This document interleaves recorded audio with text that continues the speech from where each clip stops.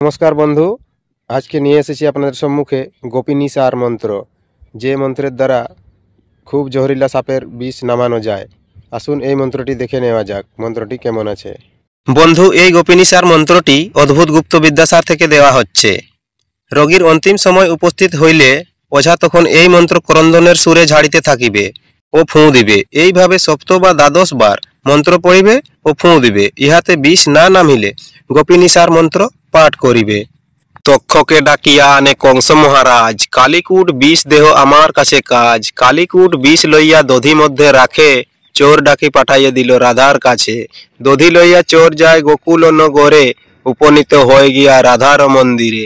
কৃষ্ণ তোরে দধি রাখে রাধা বিনোদিনী, সেই দধি ফেলি থুইল বিষ ভাণ্ড খানি। ভাণ্ড পরিবর্তন হইল রাধা নাহি জানে, নিজ ভাণ্ড ভাবি তাহা দিল কৃষ্ণ ধনে। কৃষ্ণধন দধি খায় আনন্দিত মনে, ঢলিয়া পড়িল কৃষ্ণ গৃহের যে কোণে।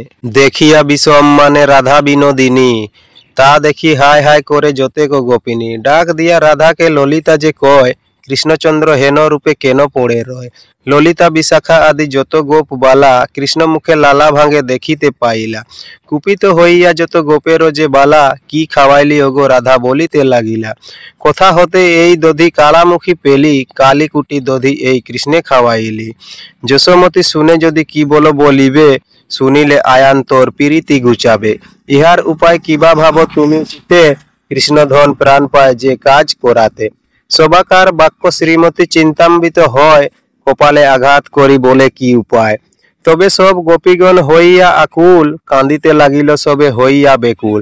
কৃষ্ণের মায়া কিছু বুঝা নাহি যায়, ক্রন্দনের স্বর যত মন্ত্র হইয়া যায়। কতক্ষণ এইভাবে গত যে হইল, ধড়মড়ি কৃষ্ণচন্দ্র উঠিয়া বসিল। তাহা দেখি গোপিনী হয় অহ্লাদিত, বিষ নাই বিষ নাই কৃষ্ণধন কয়। নাই বিষ উমকার অঙ্গে আর নাই, কার আজ্ঞে ষোড়শ গোপিনীর আজ্ঞে, বিষ নাই বিষ নাই।